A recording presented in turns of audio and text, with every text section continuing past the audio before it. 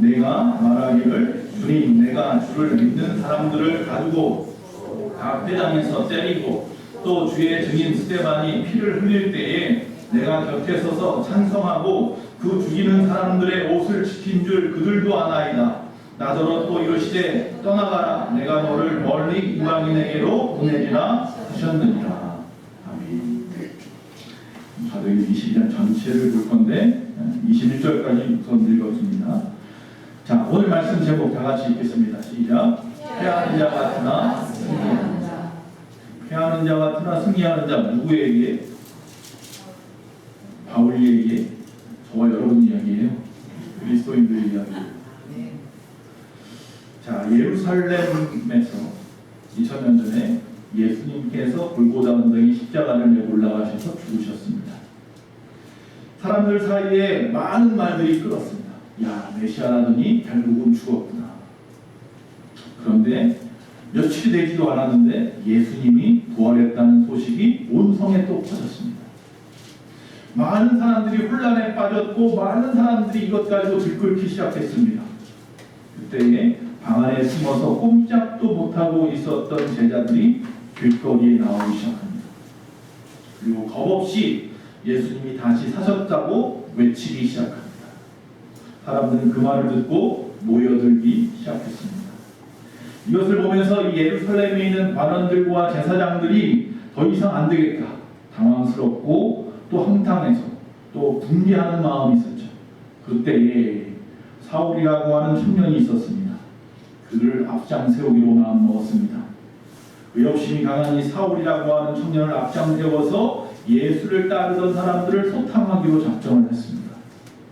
자, 이 사울의 소탕 작업에 걸려든 사람이 그 당시 초대교회 7 집사 중에 한 사람이었던 스데반이라고 하는 집사님이었습니다. 결국 성 바깥으로 끌려나가서 돌에 맞아 죽고 말았습니다. 그는 지혜가 충만하고 성령이 충만하며 성경 지식이 충만한 사람이었다 그랬습니다. 결국 그는 돌로 쳐 죽임을 당했고 그 당시만 해도 제사장들이 생각할 때에 그 당시만 해도 이 사울이라고 하는 청년이 생각할 때에 스데반은 패한 자였고 사울과 우리는 승리한 자라고 생각했습니다. 그런데 얼마 지나지 않아서 사울이 다메섹에 가서 또 예수 믿는 사람들이 있으니 그들을 잡아오라 해서 떠났습니다. 그러다가 큰 빛을 보고 말에서 떨어졌습니다. 두 눈이 멀었습니다. 아나니아라고 하는 주의 제자의 집에 갔습니다. 또 그가 찾아갔습니다. 그리고 그가 그에게 안수하고 기도했더니 눈이 번쩍 뜨였네요.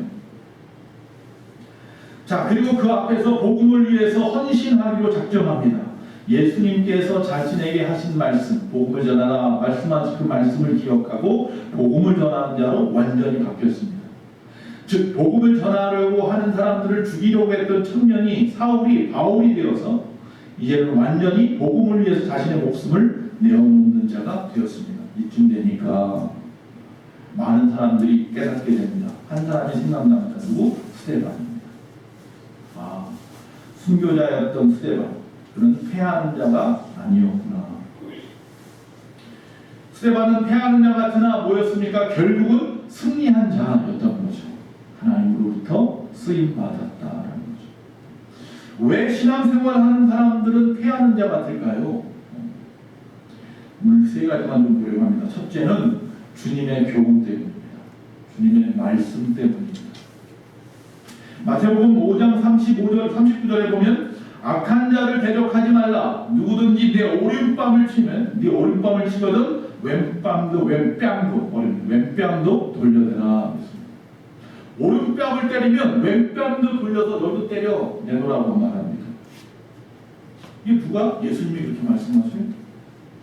또 거기서 끝나지 않습니다.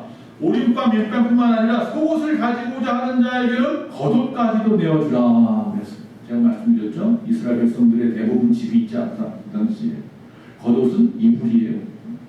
속옷을 빼앗으면 뺏었지 겉옷은 안 뺏었어요. 왜? 그건 살인죄였어요. 그 당시에. 그런데 속옷을 빼앗으려고 하면 겉옷까지 내어주라. 여러분, 이 말씀을 기독교인들이 따라 실행하고자 한다면 결국은 모든 악한 자들 앞에서 먹잇감이 되는 거예요. 패하는 자가 될 수밖에 없죠. 그러니까 그들은 손 안 대고 코를 푸는 거예요. 왜? 알아서 벗어줄 거니까. 알아서 맞아줄 거니까. 그러니까 예수 믿는 사람들만 찾아다니면 돼요. 그럼 자기 화풀이도 할 수 있고 빼앗을 것도 빼앗을 수 있으니까. 왜? 예수님이 그렇게 하라고 했다니까. 그래서 기독교인들은 세상 사람들이 볼 때는 패한 자 같으며 비굴한 자 같으며 아주 약하디 약한 연약한 사람 같아 보이는 거예요.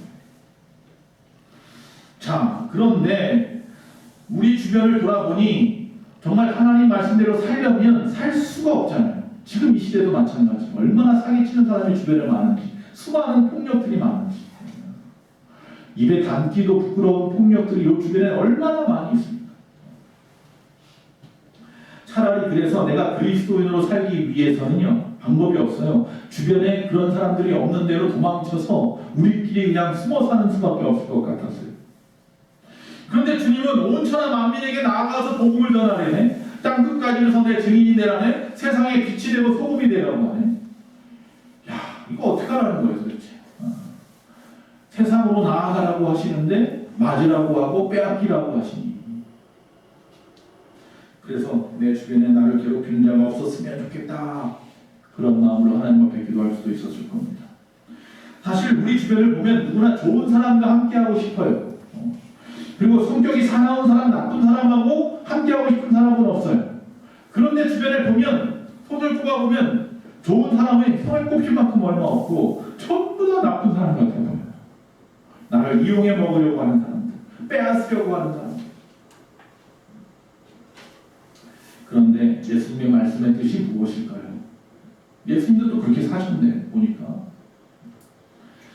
자, 생각해보세요. 우리가 좋은 사람 곁에서 사는 것과 성격이 나쁜 사람 곁에서 사는 것, 우리가 이 겸손의 덕이라고 할 때, 사랑의 덕이라고 할 때 어떻게 하는 것이 더 그 덕을 딱 쌓기가 좋을까요? 까다로운 사람이 없이 우리가 어떻게 참음에 대해서 배울 수가 있으며, 남에게 시달리는 일이 없이 어떻게 우리가 인내의 덕을 배울 수 있겠습니까? 또한 나의 일을 가로막는 사람이 없이 어떻게 내가 용서하는 덕을 갖다 배울 수 있으며, 나의 뜻에 반대하는 사람이 없이 어떻게 우리가 남을 인내함으로 용서하고 이해하고 수용하는 덕을 배울 수 있겠습니까? 나에게 부당한 명령을 내리는 사람이 없이 어떻게 자기 부정의 연단을 갖다 받을 기회가 있겠습니까? 나에게 빈번하게 잘못된 일을 저지르는 그 사람이 없이 어떻게 남에게 자비를 베풀 수 있겠습니까? 또 나를 돌아볼 수 있겠습니까? 그렇습니다. 자기 마음에 맞는 사람에게서보다 자기 마음에 맞지 않는 사람에게서 더 훌륭한 덕을 닦을 수가 있습니다. 그런 사람들과 함께 지내는 일을 절대로 피해서는 안 됩니다. 도리어 악을 악으로 갚지 않고 선으로 갚으면 그 선으로 악을 갚을 수 있는 역사가 일어납니다. 주님의 그 놀라우신 깊으신 뜻, 그것이 그들에게 쉽게 전파될 것입니다. 그런 이야기가 있습니다. 악처에게서 성인이 난다. 있습니다. 불교 용어로 원래는 악처에게서 악처로 말미암아 성불한다 이런가요? 그런 것 같아요. 불교 용어로 그렇게 말하는 것 같아요. 법륜 스님인가요? 하는 분 그건 인터넷에서 보니까 그 제목을 달고 하더라고요. 어떤 데를 한번 본 적이 있었어요. 악처로 성불한다 이런 얘기인 것 같아요. 악처가 있으면 성불한다. 남편들 맞습니까? 네, 웃는 분이 두 분 계십니다. 악처로 성불한다. 네. 여러분, 이 겸손이라고 하는 것은 수많은 괴로움과 시달림을 받으면서 다듬어졌을 때 보석 같은 겸손이 우리 가운데 꽃이 피어지는 겁니다. 주변이 다 겸손하면 나 겸손함을 갖다 드러낼 길이 없네요. 오히려 세상 속에서, 교만한 세상 속에서, 이기적인 세상 속에서 나의 겸손이 더 빛나는 것입니다. 그래서 성경 잠언 27장 17절에 보니까 철을 날카롭게 하는 것 같이 사람이 그의 친구의 얼굴을 빛나게 하느니라 이렇게 말씀하고 있습니다. 자, 주님의 말씀이니까 패하는 자 같이 산다고 했습니다. 두 번째, 승리에 대한 이해가 세상과 하나님 말씀이 다르기 때문입니다. 이게 무슨 말이냐면 신앙생활에 있어서 승리는 어떤 것이 승리입니까? 여러분 한번 생각해 보세요. 예수 믿는 사람, 그리스도인으로서 승리했다. 우리가 승리하리라 승리하였네 찬양하는데 도대체 뭐가 승리하는 겁니까? 의의 편에 서는 게 승리하는 겁니다. 믿습니까? 진리를 놓치지 않는 것이 승리하는 겁니다. 하나님과 함께하는 것이 승리하는 겁니다. 하나님 앞에 영광을 돌리는 것이 승리하는 것입니다. 자, 그런데 세상이 이해하는 승리는 뭡니까 그러면? 세상 사람들이 이해하는 승리는 내가 이 땅에서 오래오래 사는 겁니다. 잘 먹고 잘 사는 겁니다. 건강하게 사는 것입니다. 높아지는 것입니다. 그것은 세상이 이해하는 승리입니다. 우리가 성경에서 승리하리라 승리하였네 하는 그 승리는 그런 세상의 이해로는 이해되지 않는 겁니다. 의의 편에 서기 위해서는 세상의 것을 좀 내려놓아야 할 때도 많을 겁니다. 진리를 놓지 않기 위해서 불의한 것들과 맞서야 할 때도 있습니다. 하나님과 동행하기 위해서 악한 마귀의 세상으로부터 멀리 해야 될 일들도 많이 있습니다. 여러분, 승리에 대한 이해가 다릅니다. 세상과. 그래서 세상 사람들이 볼 때 우리를 이해할 수가 없어요. 우리는 그래서 다 뭐하는 자 같아요? 실패하는 자 같아요. 그러나 우리는 뭐라고요? 승리한 자인 줄로 믿습니다. 토니 캄플로라고 하는 목사님 하나님의 성공도시에 보면 그런 내용이 나옵니다. 중학생들 모여있는 캠핑에 신앙 부흥성회를 찾아가셨어요. 그런데 거기서 놀라운 역사가 있었던 그 체험담을 갖다 그 책에다 쓰십니다. 그 책에 보면 자기가 젊었을 때에 이 캠프 카운셀러로 자주 갔는데 그래서 거기서 이제 집회를 하는데 그날따라 놀라운 역사가 일어났습니다. 뭐냐 하면 그 캠프에 왔던 많은 학생들 중에 빌리라고 하는 뇌성마비 소년이 있었습니다. 이 소년은 행동도 좀 그렇고 말도 굉장히 더듬어서 말을 제대로 못하는 거예요. 그러니까 한마디를 하려면 한참 걸리는 거예요. 그러니까 주변 친구들이 답답하니까 때리기도 하고 손가락질 하기도 하고 왕따를 시키기도 하는 거예요. 근데 같은 교회를 다니니까 같이 왔어요. 그 집회에 왔어요. 캠핑. 아니나 다를까 주변의 아이들이 빌리를 갖다 흉내를 내면서 끼기거리는 거예요. 자기들끼리 웃고 난리가 났어요. 어느 날 숙소마다 모여서 기도회를 하는데 밤마다 아이들을 갖다 인도자로 세워서 스스로 인도하게 만들었어요. 근데 그 아이가 있는 숙소에 10여 명이 모여 있었는데 거기서 이번에는 그 친구들이 일부러 빌리를 갖다가 많은 사람들 앞에서 창피를 당하게 하려고 인도자로 세웠어요. 자, 빌리가 인도자가 됐습니다. 말을 더듬습니다. 우리 다 같이 기도합시다. 이 말을 하는데 한참이 걸렸습니다. 그러더니 자기가 이제 대표로 기도를 합니다. 이렇게 기도합니다. 예수님, 나를 사랑해요. 나도 예수님을 사랑해요. 예수님, 나는 우리 친구들을 사랑해요. 우리 친구들도 나를 사랑해요. 그 말을 한참 더듬거리면서 이야기하는 거예요. 그러자 주변에는 아이 하나씩 눈물을 흘리기 시작하는 거예요. 자신들은 빌리를 놀려먹기만 바빴는데 빌리는 그런 우리를 사랑한대요. 하나님이 자기를 사랑한 것처럼. 이날 그 놀라운 역사가 퍼져나가요. 다른 지도방들로 옮겨가기 시작해서 그날 밤에 놀라운 부흥의 역사가 일어나는 거예요. 성령의 역사가 일어났어요. 거기에는 유명한 그 미식축구 슈퍼스타도 불러가지고 돈 많이 들여서 불러가지고 간증도 하고 그랬대요. 그때는 아무도 뭐 신경 안 썼던 은혜의 그 바람이 빌리가 기도회를 인도했던 그 짧은 시간 때문에 그곳에 불기 시작하는데 마치 마가다락방처럼 놀라운 역사가 일어났더라는 거죠.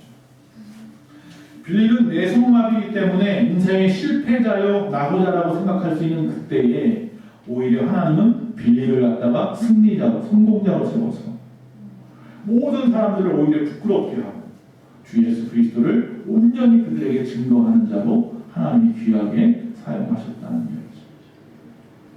하나님의 성공에 대한 도식은 그렇습니다. 약한 데서 강한 것입니다. 질그릇 토기 같은 인간들을 하나님이 귀하게 쓰시는 것입니다. 진리를 위해서 핍박받는 자나 하나님의 부르심을 받들어서 모든 것을 버릴 수 있는 자는 실패한 자가 아닙니다. 오히려 승리한 자인 줄로 믿습니다.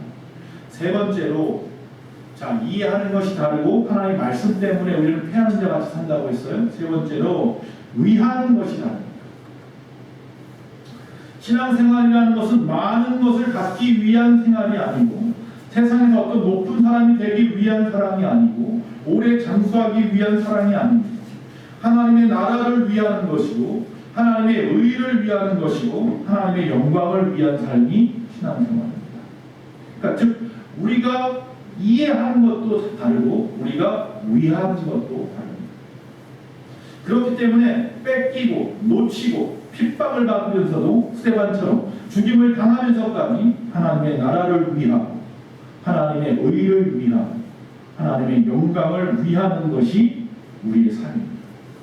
그것이 세상 사람들 앞에서는 패하는 자 같으나 하나님 편에서 보면은 성공한 자입니다. 세상에는 세 종류의 사람이 있다고 합니다. 사람에게도 하나님에게도 죄 있는 사람이 있고 사람에게는 의인인데 하나님에게는 죄인인 사람이 있고 사람에게는 죄인인데 하나님에게는 의인인 사람이 있다고 하죠. 사람에게도 하나님에게도 죄인인 사람은 이 사람은 도덕적으로도 신앙적으로도 죄인인 사람입니다. 자, 그런데 또한 두 번째, 사람에게는 의인인데 하나님에게는 죄인인 사람이 있습니다. 다시 말하면 도덕적으로는 사람들 앞에 본이 되는 것 같지만 창조주 하나님 앞에서 구세주 예수 그리스도를 부인하거나 믿으려 하지 않는 사람들입니다. 안타깝죠. 즉 세상적인 선행자들입니다. 하나님 없이. 세 번째, 자, 사람에게는 죄인이지만 하나님에게는 의인인 사람이 있다고 했어요. 이런 사람들은 이 잘못된 길을 걸어감으로 말미암아 세상의 법에 심판을 받은 사람이었습니다. 그러나 시간이 지나고 회개하고 돌이키고 예수를 믿어 죄사함을 받은 사람입니다. 누굽니까? 저와 여러분. 그래서 우리가 천국에 가면 세 번 놀란다는 이야기, 유명한 이야기가 있죠. 첫째, 왜 놀라요? 내가 천국에 갔는데 깜짝 놀랐어요. 왜? 천국에 꼭 있을 것 같은 사람이 없어. 우리 교회 성도님이, 우리 교회 집사님이 안 계셔. 그렇게 열심히 신앙생활하는 것 같더니만 천국 갔더니 없어. 암만 찾아도 없어. 깜짝 놀라죠. 또 하나 깜짝 놀라는 건 뭐예요? 정말 저 사람은 정말 하나님 앞에서나 사람들 앞에서 책망받아 마땅할 것 같은 사람이야. 그런데 천국에 있어. 어떻게 지옥 갈 사람 같았는데 천국에 있을까? 그래서 깜짝 놀라고, 세 번째 깜짝 놀라는 건 뭐예요? 내가 천국 갔어. 내가 나를 너무 잘하는데 나 같은 죄인이 지금 천국에 있어. 그래서 깜짝 놀란다. 여러분, 사람의 생각과 하나님의 생각은 다릅니다. 사람의 생각으로 사시길 원하십니까? 그럼 이 땅에서는 성공할 수도 있겠죠. 이 땅에서는 뭐 승리자가 될 수도 있을 겁니다. 그러면 그것이 우리 인생의 끝이던가요? 그렇지 않잖아요. 하나님의 생각으로 사시기 바랍니다. 할렐루야. 하나님은 완전히 의로우신 분입니다. 그래서 우리 인간의 눈에는 모든 것이 선하게 보여도 하나님의 눈에는 의인은 없습니다. 의인은 없다니 한 사람도 없습니다. 우리가 볼 때 저 사람은 정말 의인이라고 생각하는 그 사람도 하나님 편에서 다 죄인입니다. 그래서 오직 예수님만이 우리의 죄를 지고 십자가에서 죽으시는 방법밖에는 우리를 살릴 수 있는 방법이 없어서 이 땅에 예수님이 2000년 전에 오셨고 우리 모든 죄를 지고 도살장에 끌려간 어린 양처럼 모든 죄를 지고 제물이 되어주셨습니다. 그로 말미암아서 우리는 그를 믿음으로 말미암아 의롭다 하심으로 인정받고 구원을 받게 되었다는 사실입니다. 의인은 없나니 하나도 없습니다. 오직 믿음으로 말미암아 의로워지는 것입니다. 하나님이 그렇게 작정하셨기 때문에 의인이죠. 하나님이 그런 방법을 우리에게 펼치지 않았으면 한 사람도 다 지옥 갈 인생이지 천국 갈 사람은 없습니다. 그래서 오늘 새로운 계명, 새 언약, 예수를 믿으면 구원받는다. 지금 당장 죽었다고 해서 패배하는 것이 아닙니다. 지금 내 모든 것을 다 세상에 빼앗겼다고 해가지고 패하는 것도 아닙니다. 내가 세상에서 쫓겨났다고 해도 패하는 것이 아닙니다. 지금의 억울함은 언젠가는 흘러갈 것이고요.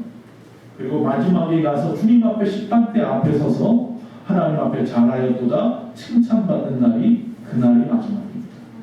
그때 내가 승리자로 설지 패배자로 설지 지금 결정하실 수 있습니다.